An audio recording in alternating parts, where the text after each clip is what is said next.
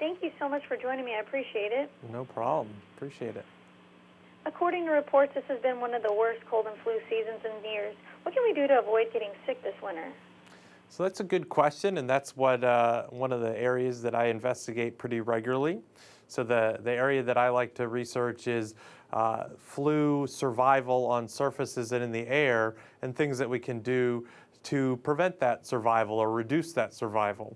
And one of the things that has been investigated over many, many years is the relationship between temperature and flu survival and relative humidity and flu survival. And people were really looking at that back decades and decades ago to try to explain why we get the flu season in the winter when it's cold. And what people have discovered is that it's actually mostly related with relative humidity. So the virus actually survives much better at low relative humidities than higher relative humidities.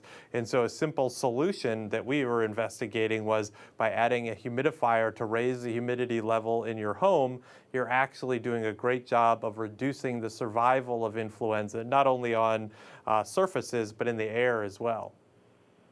Yeah, 'cause we've all heard that cold weather causes a flu. In fact, my mother just told me that the other day. I'm like, I don't think so. That's right. You know, that's a myth. It actually is much more related to the relative humidity than the cold weather. And is it possible to spread the flu even if you don't have symptoms?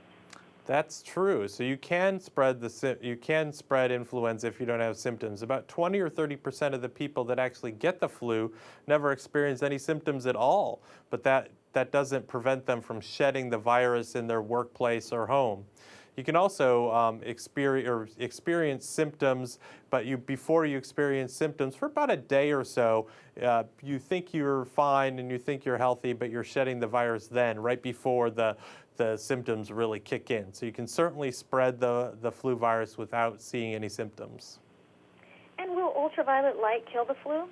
So that's a great question. We got an example here of a device. So UV light, if you buy the right type of UV, a UVC light, which is called the germicidal wavelength of the light, actually can disinfect surfaces. So if you kind of spread this over a surface and you're doing it for the right length of time and at the right height over the surface, will disinfect surfaces. So it's kind of neat that simply using a light can disinfect surfaces like that.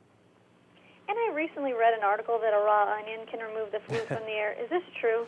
That is a myth. So we have an onion here. You know, the myth goes, and it goes back to literally the Middle Ages, that if you use a sliced onion in your home, leave it in bowls, that it will purify the air of your home and prevent you from getting sick. And as you suspected, that is a myth. Like I said, it's been going back for centuries. If you want to purify the air in your home, a much better option other than picking up something in the produce aisle is to use something like a portable air purifier that's got a HEPA or HEPA-like filter. That removes not only influenza virus, but other contaminants and pollutants from your indoor air as well. And do you have any additional tips or information you'd like to share with us? Sure. Well, you know, the first line of defense, the CDC recommends this, and your primary care physician would recommend this as well, is to get a flu vaccination. It's not too late to get a flu vaccination if you haven't already. That's sort of the first line of defense.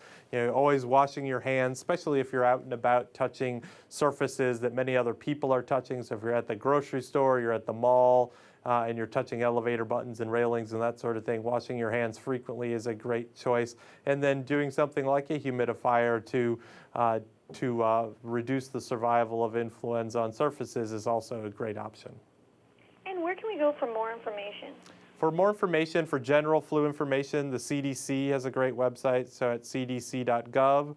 For more information about sort of household tips and products, coldandflushop.com has a lot of great information as well. Well, thank you, Dr. Myatt. I truly appreciate it. All right, thank you so much. Thank you. Bye. Bye-bye.